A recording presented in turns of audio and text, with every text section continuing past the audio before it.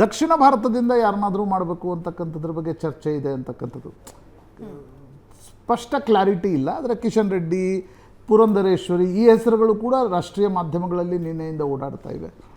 ನನಗನ್ಸುತ್ತೆ ಈಗ ನೋಡಿ, ಮಾರ್ಚ್ 21, 22, 23 ಬೆಂಗಳೂರಿನ ಚೆನ್ನೇನಹಳ್ಳಿಯಲ್ಲಿ ಏನು ಸೇವಾ ಕೇಂದ್ರ ಇದೆ, ಸಂಘದ ಶಾಲೆ ಇದೆ, ಅಲ್ಲಿ ಅಖಿಲ ಭಾರತೀಯ ಪ್ರತಿನಿಧಿ ಸಭಾ ಬೈಠಕ್ ಆಗುತ್ತೆ.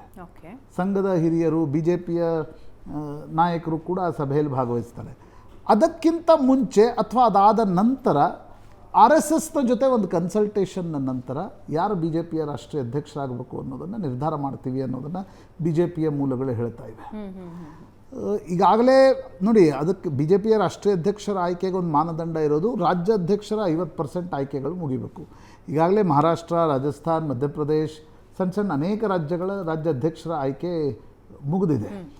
ಅಷ್ಟರೊಳಗಡೆ ಪ್ರಕ್ರಿಯೆಯನ್ನು ಮುಗಿಸಿ ಹೊಸ BJP ರಾಷ್ಟ್ರೀಯ ಅಧ್ಯಕ್ಷರನ್ನು ತರ್ತಾರೆ ಅಂತಕ್ಕಂಥದ್ರ ಬಗ್ಗೆ ಚರ್ಚೆ ಇದೆ. ನೋಡಿ, BJPಯ ರಾಷ್ಟ್ರೀಯ ಅಧ್ಯಕ್ಷರ ನೀವು ಅಂದರೆ ಈಗ ನಿಮಗೆ ಗಡ್ಕರಿಯಿಂದ ನಾನು ಇತಿಹಾಸ ಮಾತಾಡ್ತಾ ಇದ್ದೆ. 80ರಲ್ಲಿ ಈ ಅಟಲ್ ಬಿಹಾರಿ ವಾಜಪೇಯಿ ಅವರದ್ದು ಫೇಮಸ್ ಭಾಷಣ ಇತ್ತು ನೋಡಿ, ಅಂಧೇರ ಛಟೇಗ ಕಮಲ್ ಖಿಲೇಗ.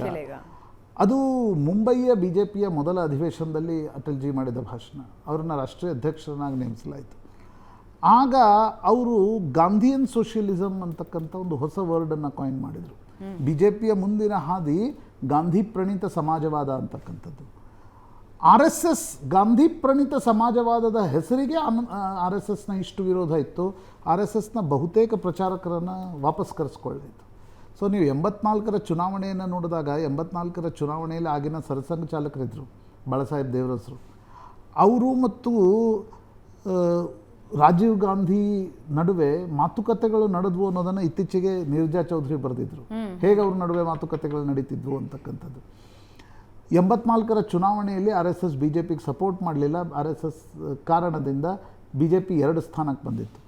ಅದಾದಮೇಲೆ ಯಾವಾಗ ರಾಮ ಮಂದಿರದ ಒಂದು ನಿರ್ಣಯವನ್ನು ಪಾಲಂಪುರ್ನ BJP ರಾಷ್ಟ್ರೀಯ ಕಾರ್ಯಕಾರಿಣಿಯಲ್ಲಿ ತೆಗೆದುಕೊಳ್ಳಾಯಿತು, ಆಗ ಗೋವಿಂದಾಚಾರ್ಯರನ್ನು RSS ಅಡ್ವಾಣಿ ಏನು ರಾಷ್ಟ್ರೀಯ ಅಧ್ಯಕ್ಷರಾದರು, ಆಗ ಅವರ ಪೊಲಿಟಿಕಲ್ ಸೆಕ್ರೆಟರಿಯಾಗಿ ಮೊದಲು ಕಳಿಸಿದ್ರು. ಅವರು ಸಂಘಟನಾ ಕಾರ್ಯದರ್ಶಿ ಇರಲಿಲ್ಲ. ಅದಾದಮೇಲೆ ಗೋವಿಂದಾಚಾರ್ಯ BJPಯ ಸಂಘಟನಾ ಕಾರ್ಯದರ್ಶಿ ಆಗ್ತಾರೆ. ನಂತರದ ಸಂದರ್ಭದಲ್ಲಿ RSS ಮತ್ತು BJPಯ ನಡುವೆ ಅನೇಕ ತಿಕ್ಕಾಟಗಳು ನಡೆದಿವೆ. ಅನೇಕ ಬಾರಿ ಸರ್ವಸಮ್ಮತ ಅಧ್ಯಕ್ಷರ ಆಯ್ಕೆಯೂ ಕೂಡ ನಡೆದಿದೆ.